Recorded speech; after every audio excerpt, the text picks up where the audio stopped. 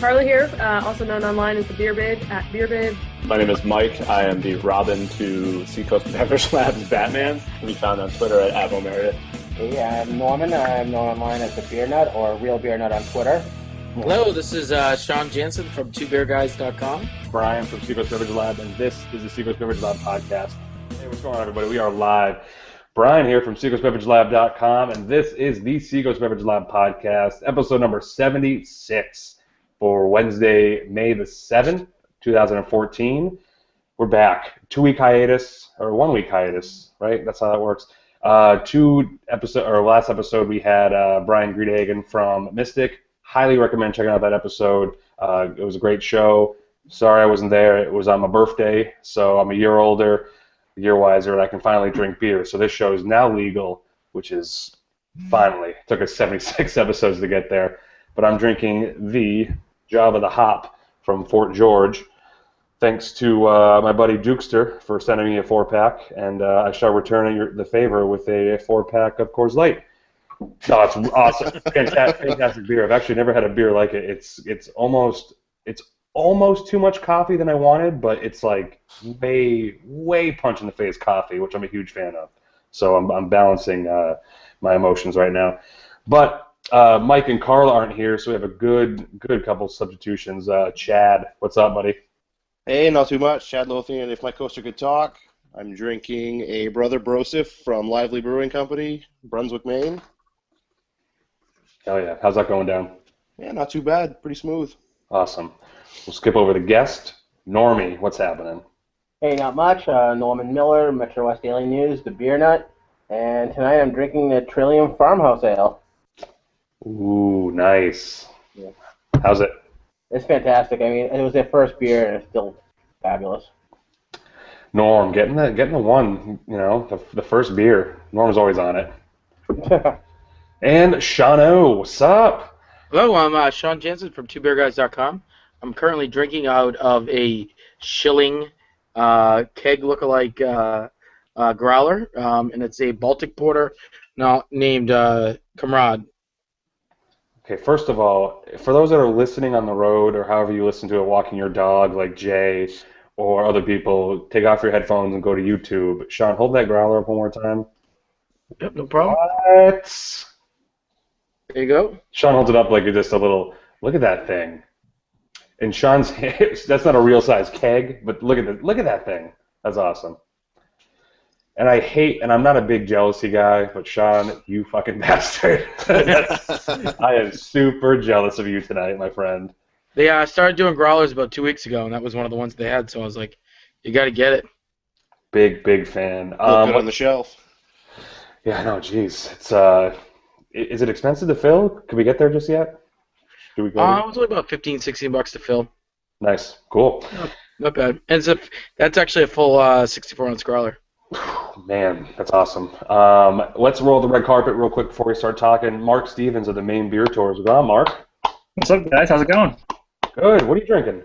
I am drinking the Maine Island Trail Ale from Rising Tide. Nice. Brand new to Perfect. cans this year. Super fresh. Awesome. Yeah. Congrats to them. I was there a couple weeks ago when they had them just stacked, lying in wait for it all to go down. It's awesome that it's out there. Yes. Is it tasting as good as the first batch? First batch, yep. Nice. So we have 2 cans, we have 2 growlers, and Norm coming in last with a 22-ounce bomber. 750, baby. Oh, my bad. But listen, Norm, before we get talking to Mark, I want to give you a quick plug because a week's gone by and your book is now out. What? Yeah, my book, Boston Beer Brewing in the Hub, was released last Tuesday. So it's been out a little over a week. I had my first signing this Friday, which is the 9th, at Tatnuk Books in Westboro, and then the 16th at Jack's Abbey Brewing in Framingham, and then the 18th at Julio's Liquors in Westboro. So on the move, but hope you guys all got a chance to check out the book. It's the history of brewing in Boston from the colonial times until today. So awesome. Trillium's in the book, the newest Boston brewery. Sam Adams, Harpoon, Boston Beer Works, and it's all about the breweries that went out of business in the 90s and all the breweries from pre-Prohibition times and things like that. So Very cool. Congrats. Nice. Thank you. Does it start off, it was the best of times, it was the worst of times? I thought about starting it that way, but I said no. I found it in Barnes & Noble, and a fair warning for those looking for the book. I mean, you can look it up in Barnes & Noble to figure out where it is, but it's not in the food and beer section where you would think. It's in the Boston Travels or the New England Travel section. So fun fact for that. But you can find Norm's beer book, the first one, in the food and beer section. So Barnes & Noble originally put it in the travel section. So tell Barnes & Noble to mix. I mean, but if for those that follow me on Facebook, I found it in a couple of odd places too. Child's fiction, scary thrillers. So you can find it pretty much anywhere. Just go to Barnes 't Noble, you'll find it there anywhere. Yeah. Yeah. It was right next to the autobiography of the Boston Strangler. Oh God, yeah. Oh man. So yes, congrats, Norm, and we look forward to the progress on that because second book, man. I'm waiting for number 3. Yeah, I don't want to write anymore. But number 3 is coming out, right? It's I'll call it 2.5. It's Okay, 2.5. Beer Lovers New England. 85 new breweries are added to the book. So breweries, brew pubs, tap rooms, all added to the book. That should be out in the fall. That's why Norm hasn't been out and about. He's just writing in a book. Don't bother me. Yeah. Well, isn't number 3 really going to be number 6? Then you still have to do number 1, 2, and 3. Oh, was that a Star Wars joke? Yeah. I've never even seen the movie, and I'm picking up on that. Picking up on those sweet vibes. We banned Sean from the show. All right, so let's get into it. Again, if you're watching SBLpodcast.com for the chat, Sean and I are in the chat room talking to each other, so plenty of room for people to come in there and not let that happen. So I wanted to bring Mark on because we talk about him, not just him personally, but we talk about him and his business a lot here. No, we talk about him. You know that. Very true. You should see the hashtags we started. But no, we talk about Maine beer a lot. We also talk about Maine beer tourism a lot because Mark is one of the spearheads of one of the greater things you can do in Portland and all around Maine, and that's kind of drive you to the breweries so you don't have to drive. Now, Mark, how did you get started in the business here? Some friends and I rented a van many years ago. Did a bunch of stops in Maine, New Hampshire, Mass. Drank a lot, had a lot of fun, and decided why not do this more often. Perfect. And then you at that time, did you have a good knack for all the breweries going on? And yeah, definitely. We hang out there quite a bit ourselves, so we knew a lot of people at the breweries already. So kind of getting in was pretty easy. Not with all of them. Some of them didn't really know who we were or what we were up to, but it was a pretty easy transition, I'd say. And are you even a year old? We're about a year and a half. So you must be experiencing some sort of crazy growth just within like sweet bars and then all the new breweries that are popping up. How are you handling that? It's ridiculous. I mean, we're trying really hard to kind of promote everybody as much as possible. With all these new ones opening, it's constant like juggling and trying to find out new ways. So we actually just launched our new summer schedule today, kind of silently as I was trying to get the website up and running and everything else done before I kind of announce it tomorrow, basically. But trying to get to more of these places and just kind of showcase what's going on up here. And actually, I mentioned it before. I was there. You were my awesome tour guide a couple weeks ago, and it's actually to your favor that you can go to all these places at once because we went to Allagash and then we went to the distillery, but then we came back to we went to Bissell. Yep. But Bissell is also right next to Foundation and Austin. Yep. So it's kind of like just good happenstance that there's 3 breweries in the same building, so that's good for you. Yeah, no, it works out well. I mean, it's easy traveling amongst them with a lot of them clustered together like that, and it's a good chance for people like you to. We're going to one place, but you've got time to kind of check out a couple others really quick. So it's a neat way to kind of see more than you kind of planned on, which is good. Yeah, Chad, have you actually? Did you take the bus, Chad? No, I haven't. Okay. We were gonna take it for the beer bloggers conference, but there wasn't enough room, so I was in the tail vehicle following. Oh, right. Yeah. But I got to We- see it. I got to see it from outside, and it's still a good tour. So Nice. Yeah, I took the Saturday morning tour. So you have three different tours. You want to give a quick highlight of what you go through? Yeah, for now through the end of this month, we've got three tours. We've got one on Friday. We're visiting Maine Mead Works. We're going to Salvage Barbecue for lunch and some samples. They've got a great beer selection there. awesome. Going up to Sebago, which is just an incredible tour, and then we're finishing up at Shipyard. That's our Friday tour. Saturday, we've got two tours. We've got Allagash, New England Distilling, Bissell Brothers, and Bunker, which is just a crazy fun tour. Nice. And then the afternoon tour is we call it the Hoppy Hour. It's a bit of a whirlwind, about 45 minutes to stop, kind of get you fired up, get you ready to go out and hang out in the town. We're visiting Rising Tide, Maine Craft Distilling, Shipyard, and Urban Farm Fermentery.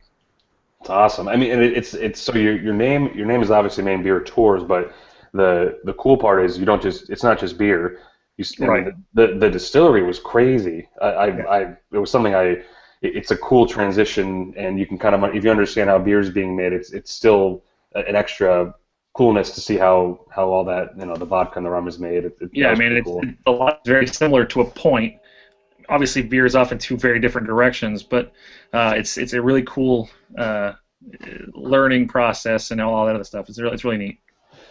And so you offer the tours. Are you available for sort of custom runs if people have any very specific things they want to do?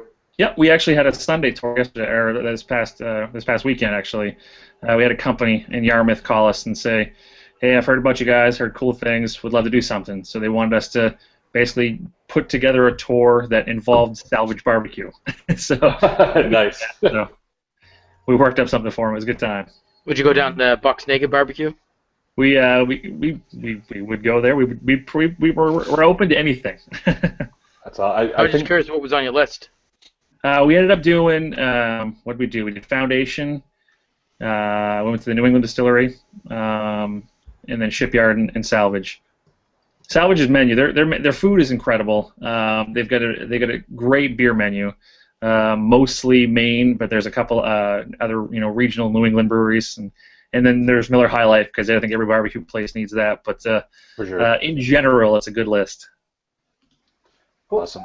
I was just wondering if you could describe what happens on the tour, like how long you're at each place. Do you guys go to tours, or is it like a special tasting when the bus comes in? Say if you go to a shipyard, do they have like a special tasting for your group to come in, or is it part of the normal tour? Can you describe like what like a normal tour is like? Yeah, they each stops about 45 minutes to an hour and a half, depending on where and which day. Typically, we'll taste anywhere from 3 to 10 different beers, depending on what's going on, depending where we're at. Everyone's a little different. Typically, there's a tour involved to some degree.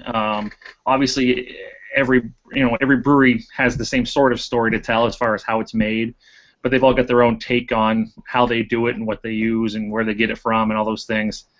So we're trying to give them something maybe a little bit different than they're gonna get coming off the street. It's not always different. Sometimes it's the same, but we're trying, while we're on the bus to tie it together, to kind of bring it all back to a central theme and talk about what's going on, and trying to kind of give them an idea of what's out there. I mean, everyone knows Allagash, everyone knows Shipyard, but if we can give them a little more, I feel like we've done something good.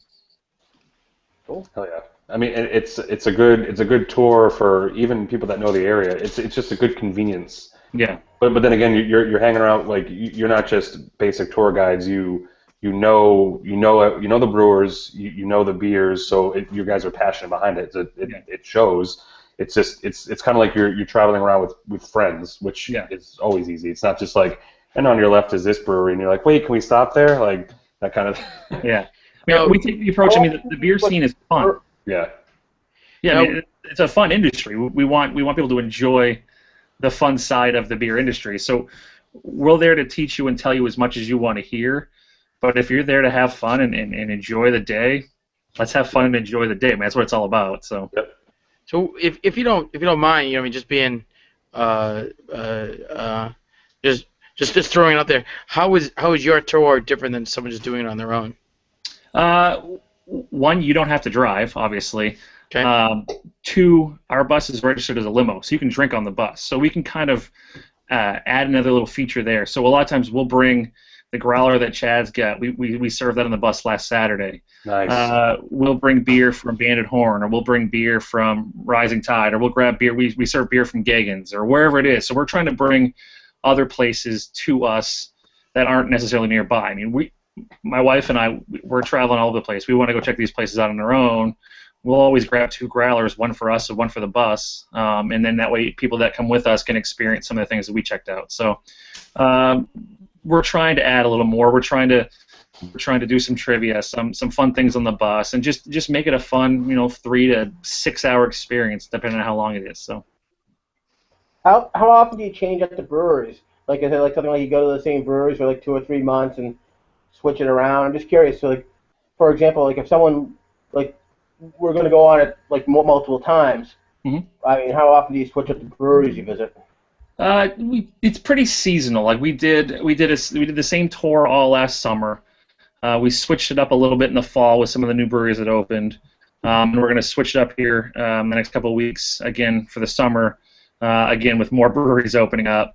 And as long as they keep opening, I'm going to have to keep switching so we can make sure we're showing all these guys off. So. Yeah, it's cool that. Go ahead, Chad. Hit it. So, how accommodating or how inviting do you find these breweries? I mean, you're basically building an audience and bringing them a whole busload of people. They must be knocking on your door. It's do funny. A tour with us. Some are more into it than others. At first, Bunker, for example, was kind of like, nah, man, we're good. But then you start bringing people around. People start talking about it a little bit, and Creston enjoys hanging out, having a good time. So he's all about bringing people in now. So most places are pretty into the idea. I mean, we're promoting them. We're talking about them. We're teaching people where they are and what they do. I feel like we're providing a pretty fun service for them. So. And growlers are encouraged. Growlers are always encouraged. Yes. You have room on the bus for them. We've got room on the bus if people want to buy bottles, growlers. We've got a nice big bus. We've got plenty of room. Perfect. Hell yeah. I like the idea of bringing beer from breweries that aren't necessarily in the area, because then you can say, oh, you like this Banded Horn, or I don't know if Gagan's is on draft anywhere in Portland, but I could be wrong. But only in Bangor. Damn it. Okay, well, me and Rick Brews are coming up. That's a separate discussion. It is. But so it's cool to have beer that you're not doing on the tour, but you can go say, well, this beer's on tap at Novare or the Pig or Little Tap House, things like that. So it's kind of like enhances their weekend, that kind of thing. On our tour, you brought the new Sebago. Simmer Down. Simmer Down. Ooh, tasty brew. That is a good beer. Yep. I think Chad might have had a hand in the first pass at Simmer Down, right? Yeah, I was part of the pilot batch, although this beer is not anything like the pilot batch. So. No, but yeah, I mean, you can see you tried.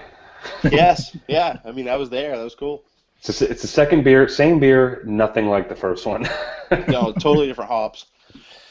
Yeah, but so that's cool. I think so. They're doing a lot of the same down here, but I mean, it's got to be tough to try to you're sold out every weekend. I'm sure you have a lot of requests because all these breweries are popping up. Unless you have a fleet of buses, you can't really accommodate everybody. What do you suggest outside? Just kind of take a walking tour if they can't make it. A lot of times I'll tell people kind of where places are and when they're open, things like that. I mean, I'd love for them to join us, but it's just not realistic sometimes. We don't have an opening on a Saturday tour until June at this point already. So it's the good and the bad of it. We can get a second bus or a third bus if we need to, but it's at the same time town's kind of too small to get that many buses out there to bring that many people around.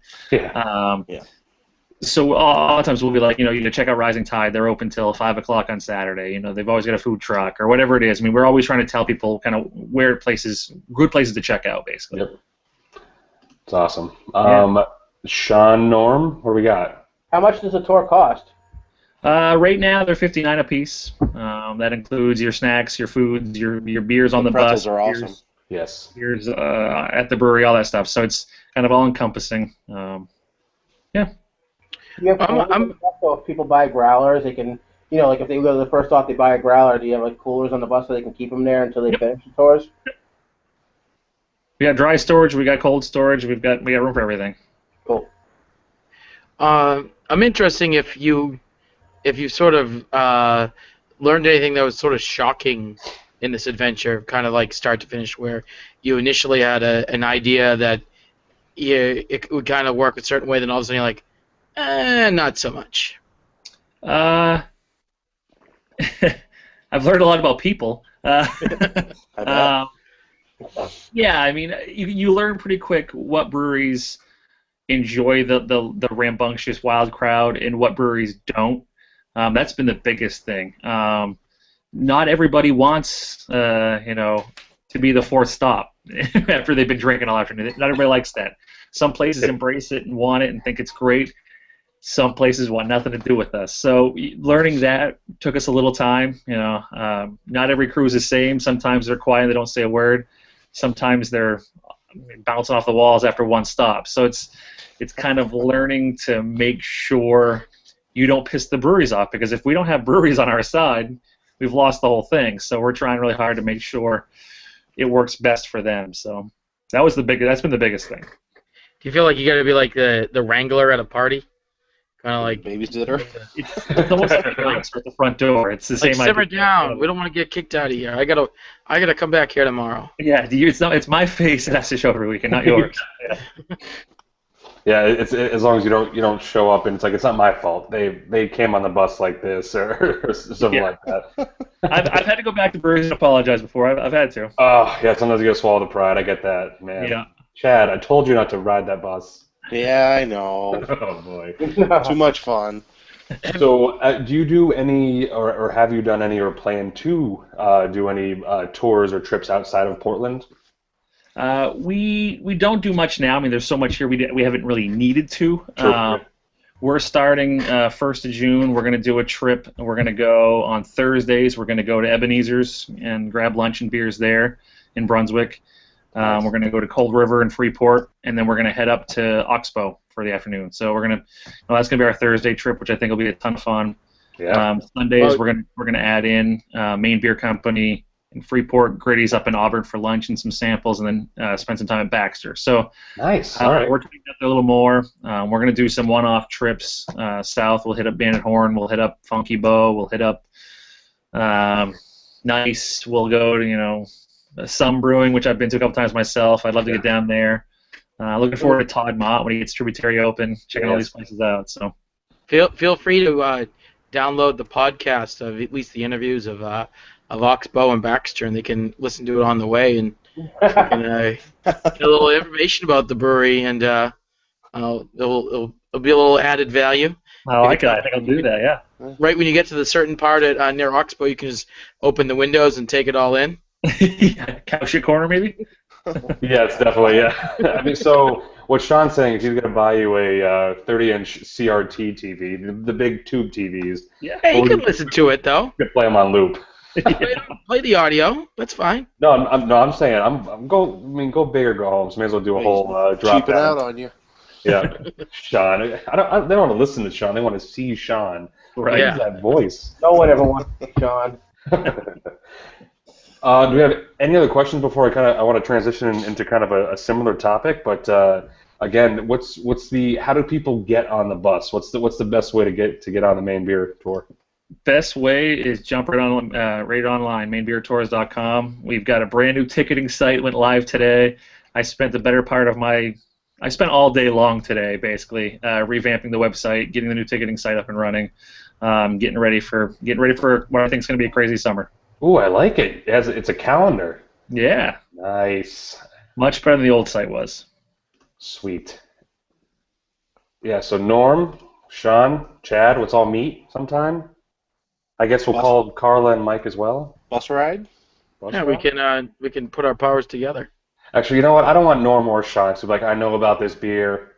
I know about this brewery pass.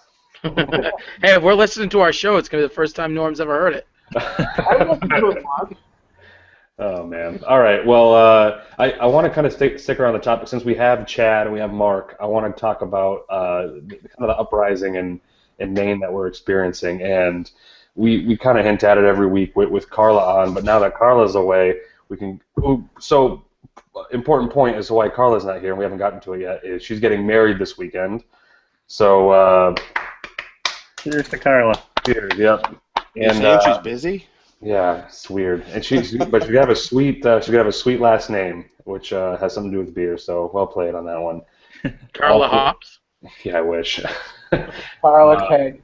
Carla Keg, yeah, it's Carla IPA. Perfect.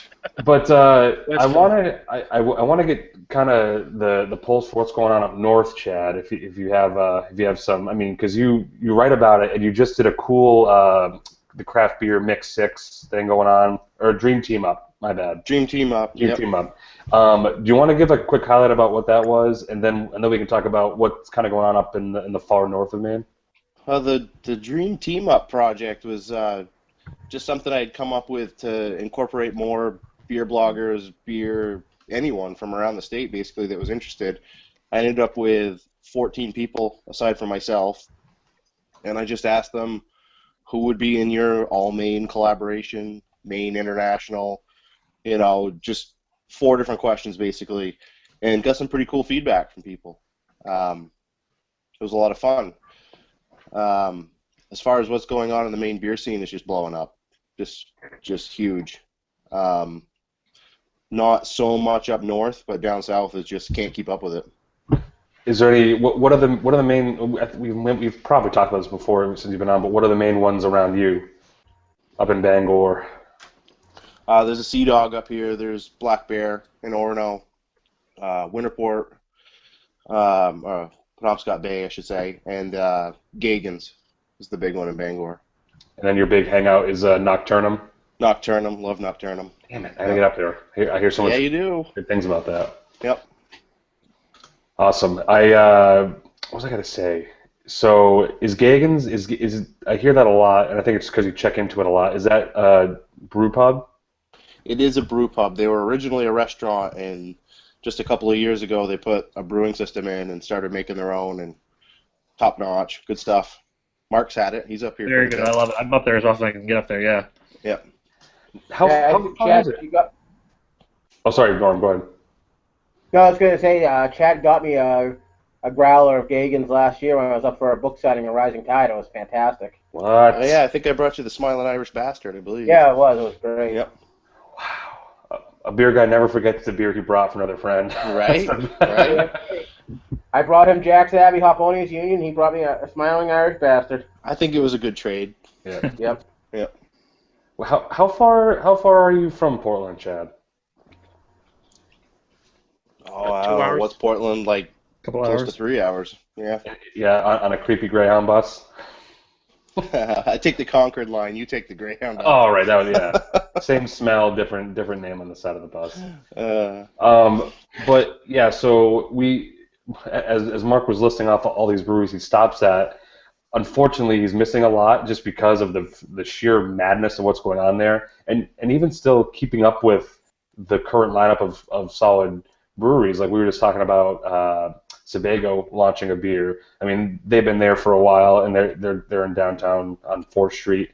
I mean, it's still trying to keep up with the existing breweries while kind of maintaining, having your finger on the pulse of Portland beer is crazy.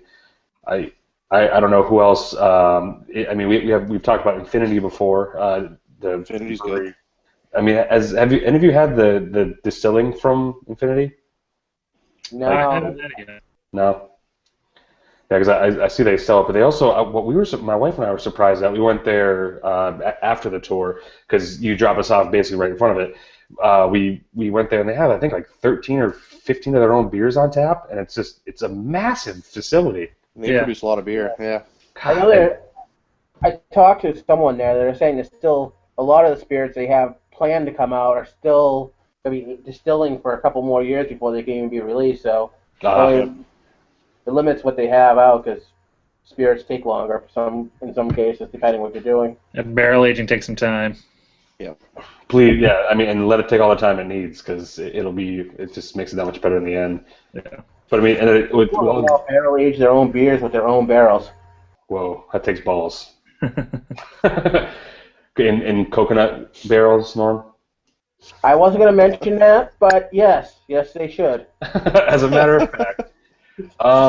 Yeah, and I mean, so there's also a good amount of bars too that now with all these breweries, there's plenty of places to get the beer. Like I went to Little Tap House and they had Austin Brewery and Foundation on tap, and it's just cool to see these bars supporting these breweries that haven't even been open a year. They've only been open a couple months, but it's still pretty cool that where you can get your beer to either a store or a brewery, or a bar. It's awesome. I mean, Yeah. What are some of your favorite bars in Portland, Mark, that you like to just not take a bus, but take your ranch or something? If I go myself, Yeah. I tend to go. Thirsty Pig's always good. They've always got a good beer on tap. I mean, Navarre is a no-brainer. You can't go wrong there. Little Tap House is good. LFK is a good one up on in Longfellow Square. They've usually got a good tap list. Grey Lost Bear, can't go wrong. Trying to think. Salvage is phenomenal. Yeah. Damn it, I gotta get there next time. Yeah. Get the brisket sandwich, man. Get anything. I'm telling you, it's so good. I'm drooling. Damn it.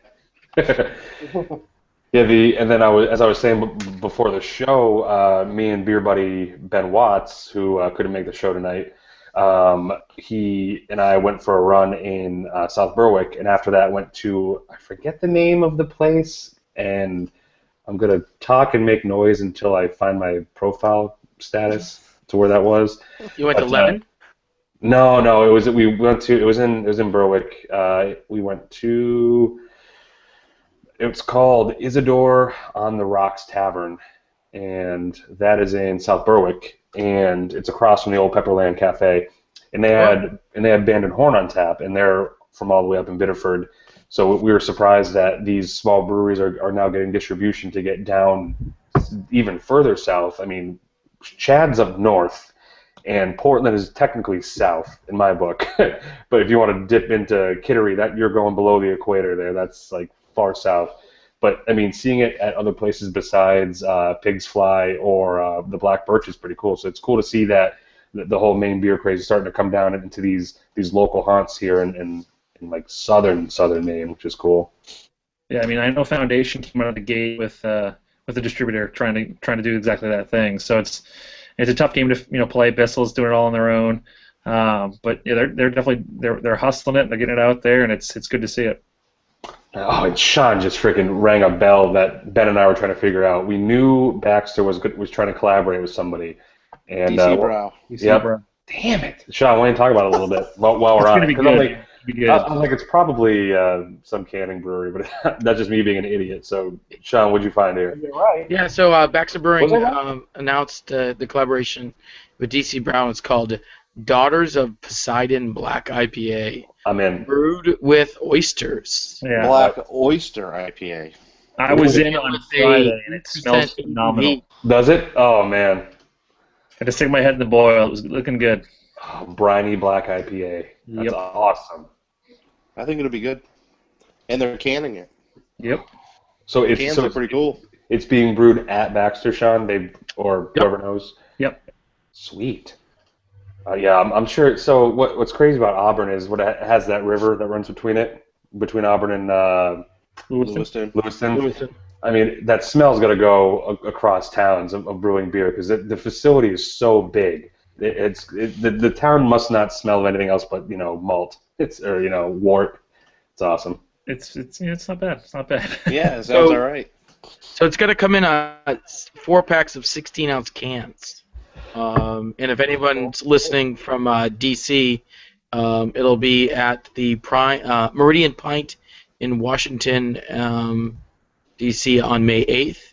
And its debut in New England will be at Deep Ellum on May 29th, following to be on at the American Craft Beer Festival in Boston. Is that interesting that it's premiering in Massachusetts? To anybody else? It's supposed to release in Maine like the day after. It's Not acceptable.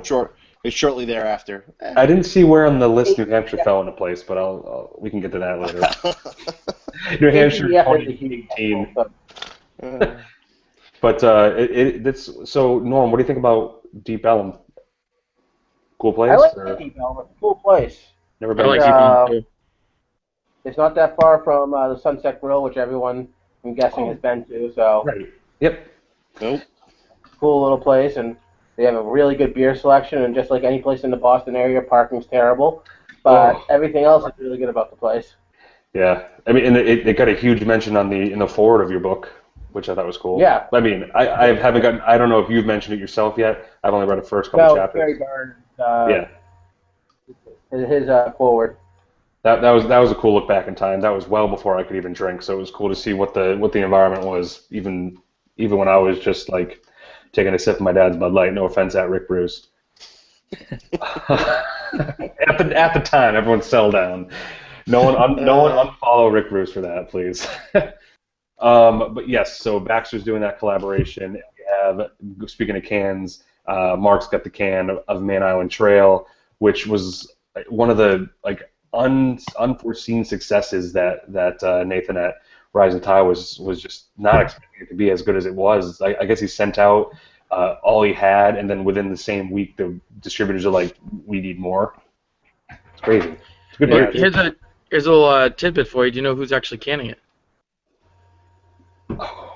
Wait, canning what? This one? Yeah, who's actually doing the canning? Oh, it's a mobile unit, right?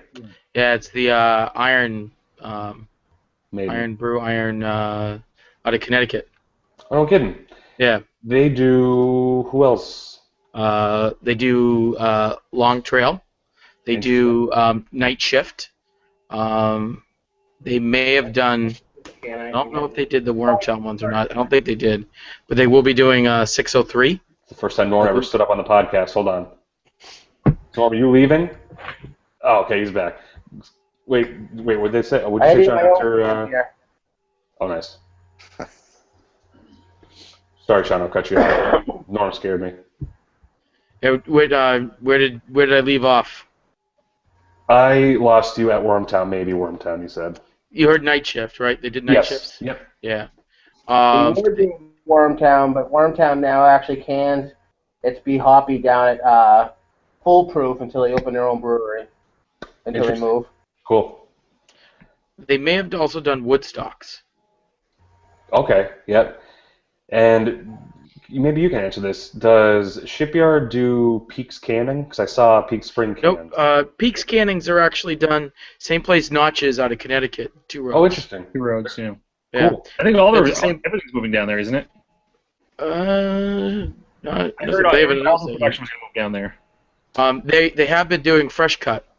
That's the only place. That's what I saw. Yeah, I was at CBC Newton yesterday and saw. I'm like, there's cans everywhere, and I even picked up some other cans like Dallas Point, but local to here, I was surprised to see Peak in a can. But sorry, go ahead.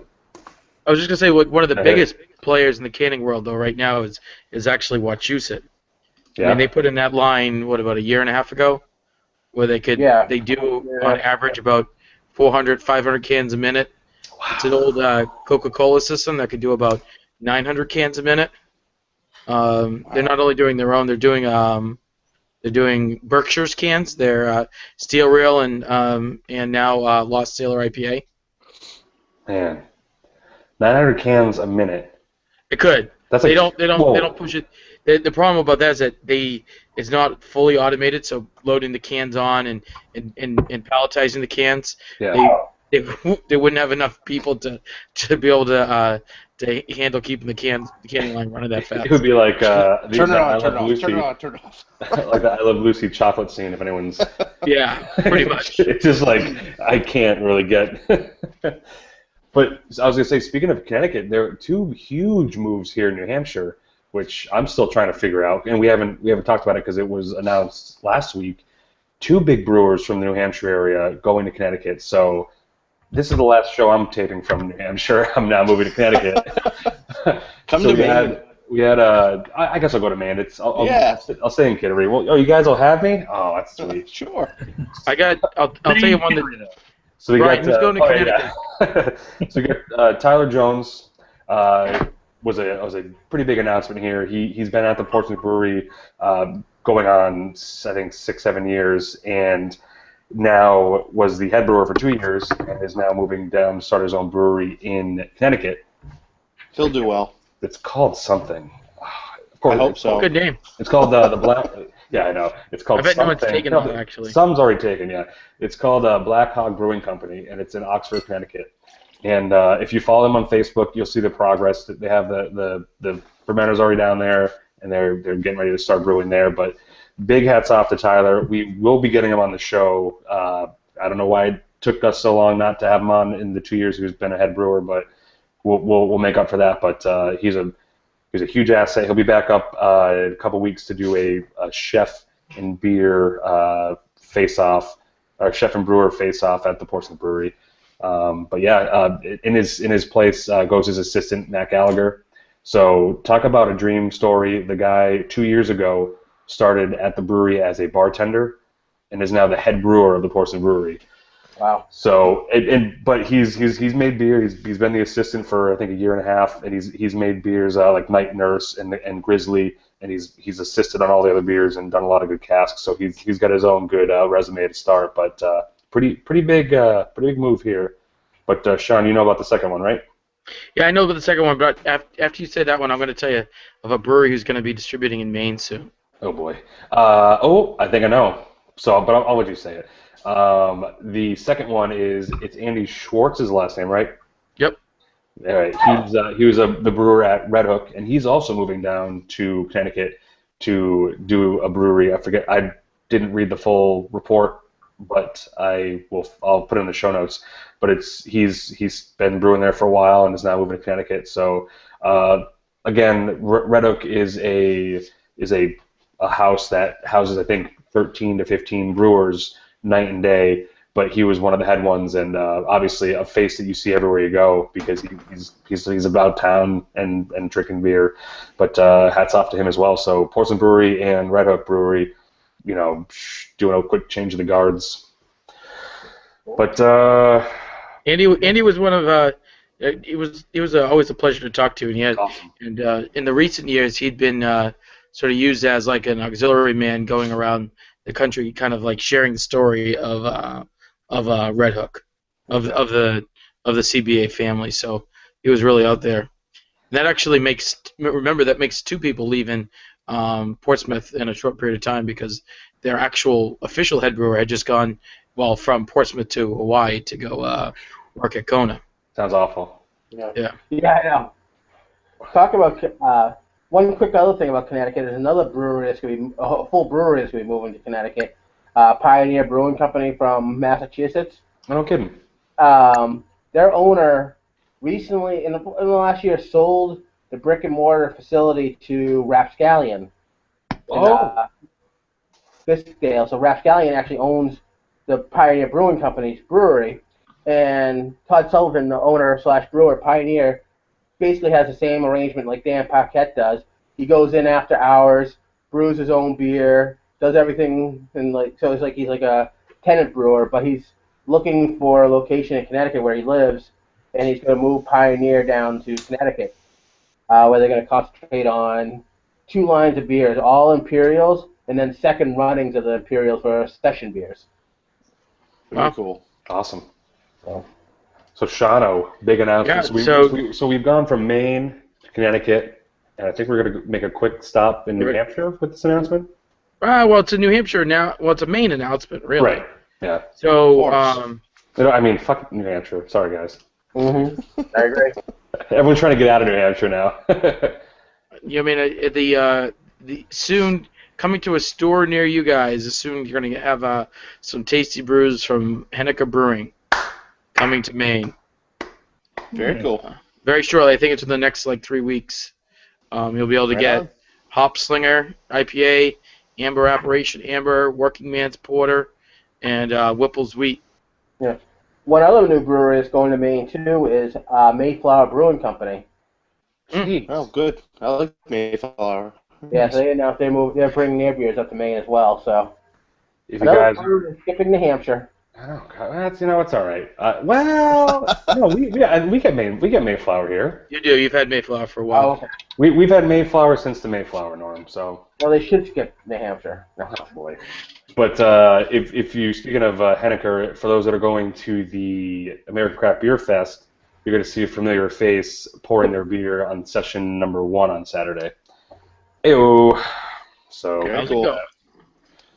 next to Smiley Chris, who we've had twice on this show because we had to redo his episode. And Foxy agrees. She's like, I've seen it, been there, done that. Is anyone going to the Craft Beer Fest? Yeah, I'll be there. Nope. Norm, I think I haven't decided yet. You haven't decided yet. What a queen. Well, no, I haven't pondered it yet.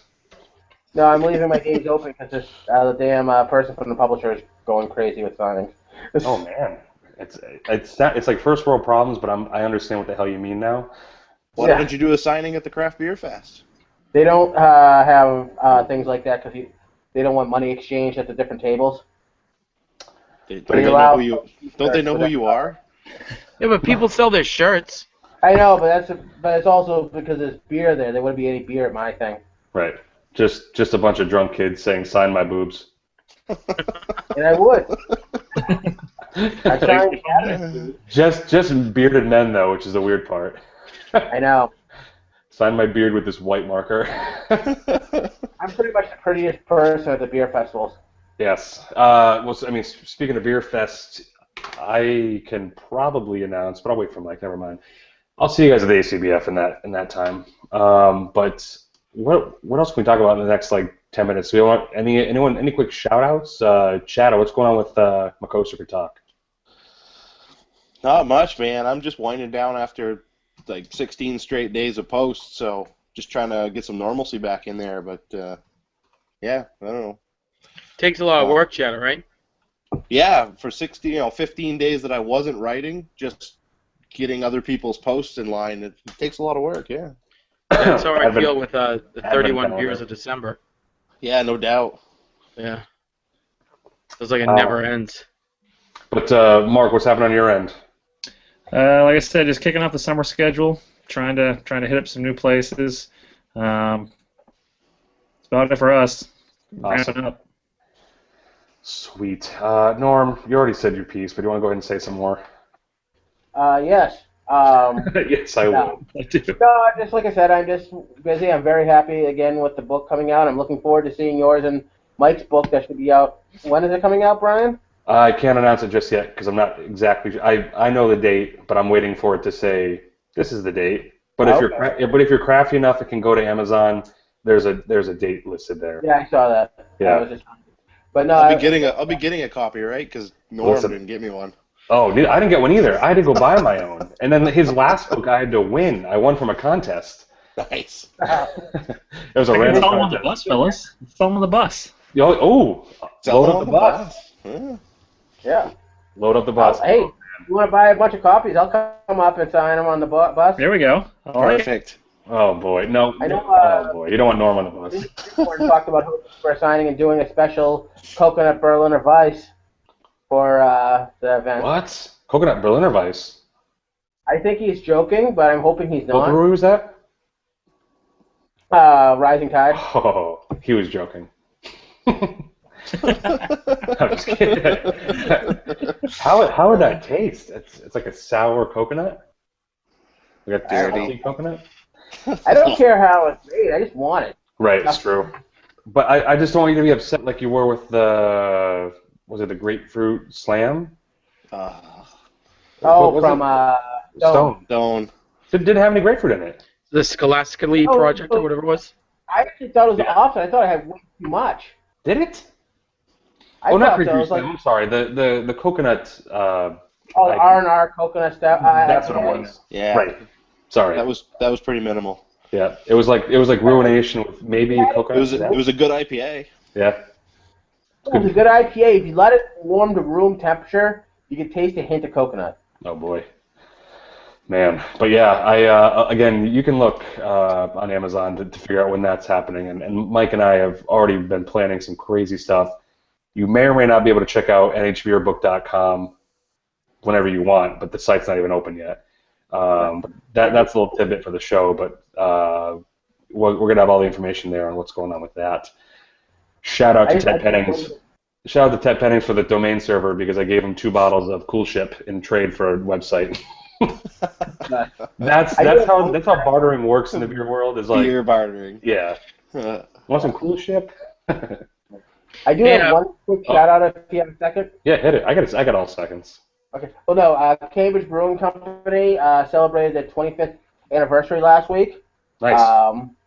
So it's I got to be a judge in their 25th anniversary homebrew contest, and the reason that made me remember it was Todd Mott was there. He was the lead judge in the contest, so it was kind of cool to hang out with him. But I don't think a lot of people realize a lot of things Cambridge Brewing Company did. A lot of people say they're the first ones to brew a Belgian-style ale, at least on the East Coast, if not the United States, with a triple threat. They're the first ones. Again, a lot of people think they're the first ones to brew a pumpkin beer when they brewed the Great Pumpkin Ale about 24 years ago. Yep. You can say that's good or bad, but they still did it. Well, that was a big bet that was a big bet though why they brewed that one. And then there's they brew some of the best barley wines and they do fantastic beers, and I'm drinking their Flower Child IPA, which just came out in cans last week for the first time ever. From I just wanted to give them a shout out. I've been to well over 100 brew pubs now, and they're still my favorite brew pub I've ever been to. So awesome. Just wanted to give cheers to Will Myers and Phil Bannatyne, the founder and owner. Cheers. Cheers. Norm, who cans them? It's got to be Ironheart. Yeah. No, they did it at. Well, I don't know if they had a mobile canning line, but they brew their beers at Ipswich. Right. So I don't know. So does Notch, though. There's no canning line there. They would have had to bring in Yeah, so I'm somebody not to do sure it. if they had the mobile canning line come up there or not. Sweet. Yeah. All right, Shadow, what do you got for shout-outs? What have you been doing No, lately? I don't want to do shout-outs. I want to do something different. I want to do a little bit of speed round. I'm going to say a bunch of topics. I just want quick responses to it, and then we move on. Oh, boy. You ready?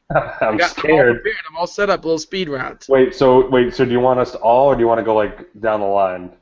Whomever, you just shout out whatever right. your comments are. Kind of like when you watch ESPN and they do that speed round that goes, they just go through a bunch of topics pretty quick. So I'm that old man. All right, go. Yeah, okay.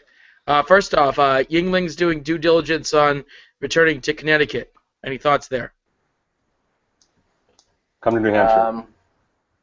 I don't drink it here in Massachusetts. I'm not going to drink it in Connecticut. Nice. It's what's it beyond the line? I think it's 1 point. Do you think it has as big of a pull or big as it's going to cause as much issues as it did in Mass? I actually think it would because Connecticut's beer scene is not even as strong as Massachusetts. So having them there probably hurt the craft beer even more than it did up here. Just because I don't think the scene is as strong down there as it is up here yet. What were the issues up here? And I'm sorry that the speed round turned into something else. But. Yeah. Well, it started. Obviously, tons of bars wanted to have it on tap. All right. So who's going to get hurt? Budweiser, Miller, or Coors, or someplace like Notch? Yeah. Well, at the same time, did stores were taking sections of their store and kind of emptying it out and holding space for 2 months, saying Yingling will be in this spot.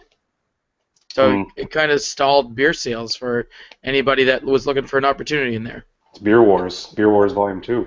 Yeah. Yeah, because there's only so much tap handle space, and even though it's basically, Yingling is what it is. It's comparable to Bud Miller, Coors, Narragansett, things like that.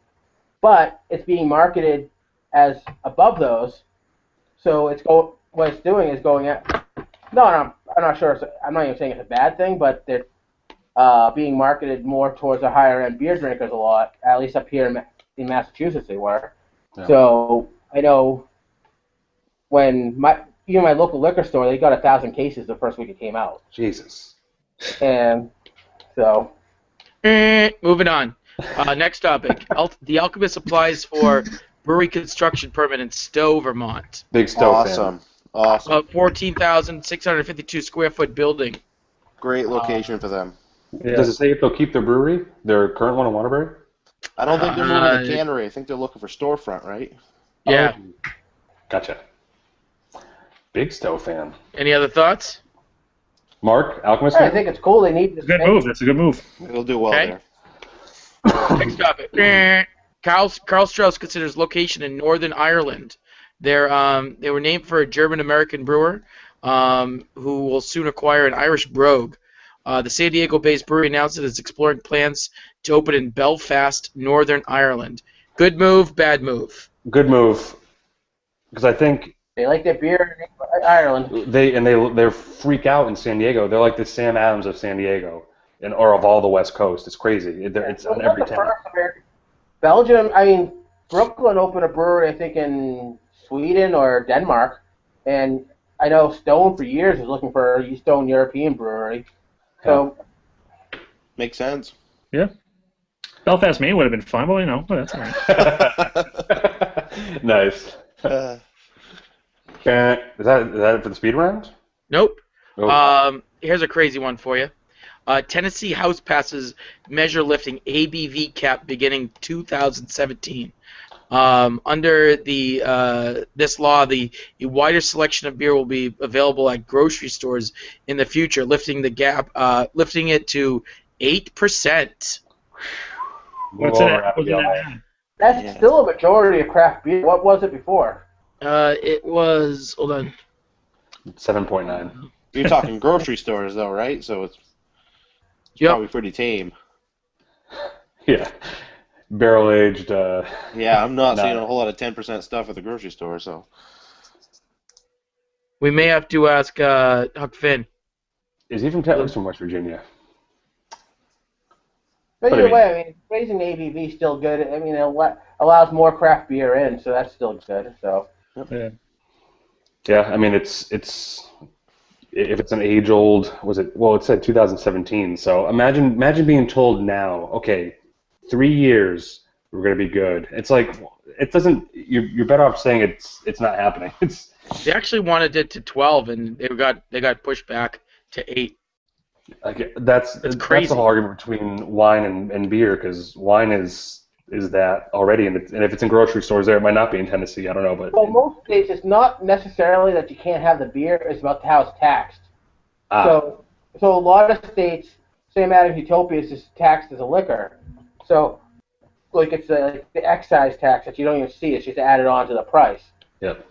So But- they probably can have something like Doghead Worldwide Stout, but it'd be taxed as a liquor instead of a beer. So a lot of stores wouldn't bother carrying it because it's going to be, instead of a $9 bottle, it's be like a $30 bottle Is for a it 12-ounce bottle. is it weird to want to live in an age where I open the flyer of Shaw's and I see Utopia on the second page?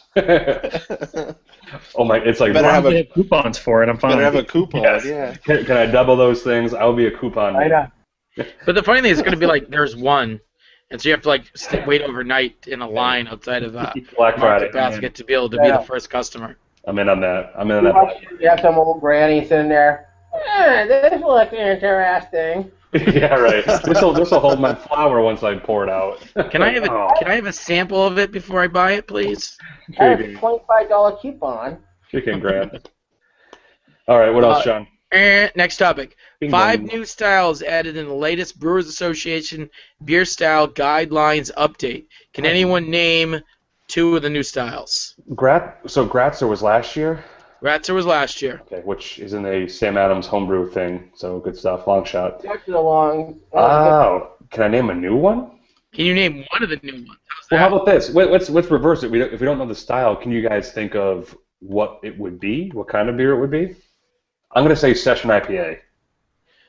Not on the list. Well, damn it. As being new. Sorry. Oh, is it already on there? Isn't there some like obscure like Finnish style, something like that this year? I can't remember exactly, but I remember reading it. You're in the right ballpark as one of the 5, yes, but not I Finnish. can't remember exactly what it is. I'm gonna name a beer Finish Line ale next. It's gonna be that style, whatever it is. Are you what- ready? Brown style. Chado, or I got nothing. Nothing. okay. So the new styles added this year include Australian style pale ale, Is that Foster's? Belgian style fruit beer, Is that Dutch style Kuit, Kuit, chocolate Kuit? That's what I think I'm thinking of. historical beer, Grew it. and wild beer. What? But this also included revisions which removed Australian style pale ale, folding Asian style pale ale into international style pale ale, Yep. an American style fruit beer, herb and spice beer, and indigenous regional beer. Also, so under Those were all wild, removed. so under wild beer is gonna be pumpkin and all that. Exactly. Gotcha. Okay, so they're starting to consolidate what's going on here. The guidelines were also rewritten to follow a standard format of appearance, aroma, flavor, and body, following the sensory experience. Guidelines I were love also Western style. rearranged within larger groups, roughly in order of increasing original gravity and alcohol content, with some exceptions. Hmm. I mean, the last time they came out with the style guideline was that I'm thinking of the BJCP, which Yeah. was 2008, but I don't know if this is the similar guidelines to that. It's kind of interesting that they're adding new styles. I find that intriguing. It's cool, but then again, is that Brewers Association style guidelines? So that it's just Brewers Association style guidelines. yeah. So it doesn't mean that it's gonna it doesn't mean that it has to be judged. It's just saying that it's now a recognized style. It's not. Yeah. Yep. Yeah. Yeah. I'm just as an aside to this, I'm wondering because I know a lot of people are doing the Cicerone thing. Do you see more people studying and training for Cicerone more than BJCP nowadays? It seems like that's really more people. Seems like it. Yeah. Depends think if you're looking at difficulty- it. It depends if you're looking at it from a home brewer perspective or, a general beer beer. server's perspective. You can go either way. You could do both, really. I mean, Yeah. the BJCP exam itself is kind of a daunting task just to get started. The Cicerone has multiple levels, so you can really start off and kind of learn a little bit, take a test, and then decide if you want to go to that next level, and then kind of the master level. It seems to me that it'd be easier to get a BJCP certification as like an introductory rather than even getting the Master Cicerone. That would be like impossible.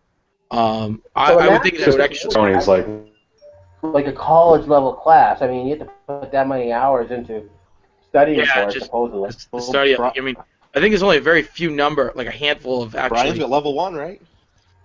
Isn't Brian a certified server? Hmm? I'm a certified server too. level Yeah. 1. Yeah. I mean, it's kind of this like isn't about you, though. yeah, right. I'm still waiting for my final boss stage.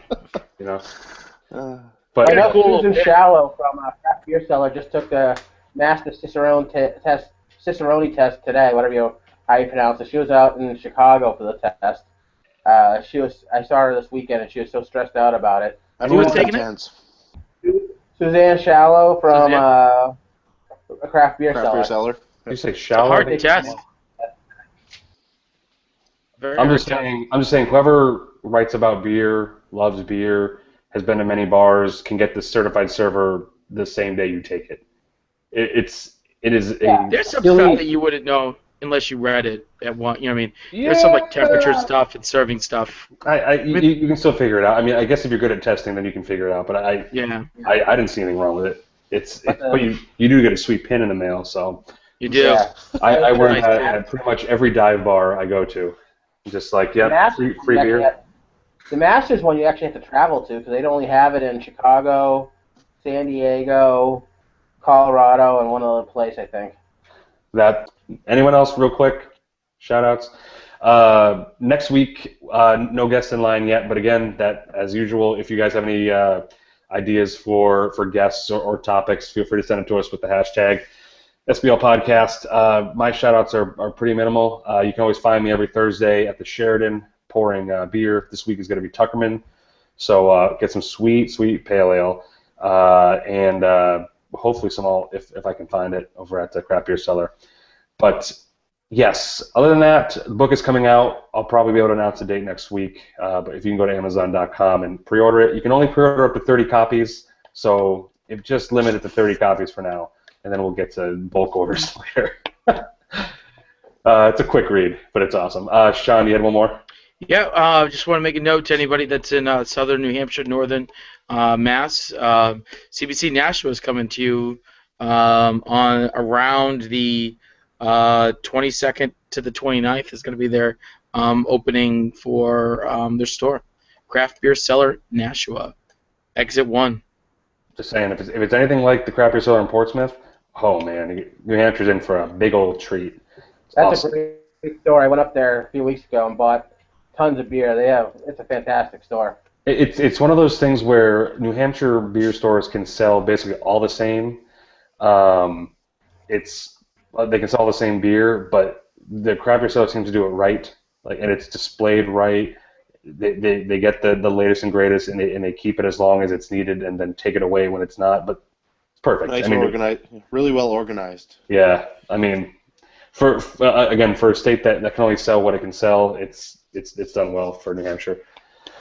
But interesting, Sean. We're gonna talk about that after this. So I guess Mark, thanks man for coming on last minute, and I hope whoever's listening and watching, and even the guys here can come up on the tour soon. So it was a lot of fun. Yeah, definitely. Let me know. Love to see you guys. Great idea. So we're gonna raise a glass or a can, bottle to you, and obviously the future of craft beer tourism, because you're clearly your spearhead. So cheers, brother. We'll talk to you. Thanks, man. Appreciate it, guys. Cheers. Cheers.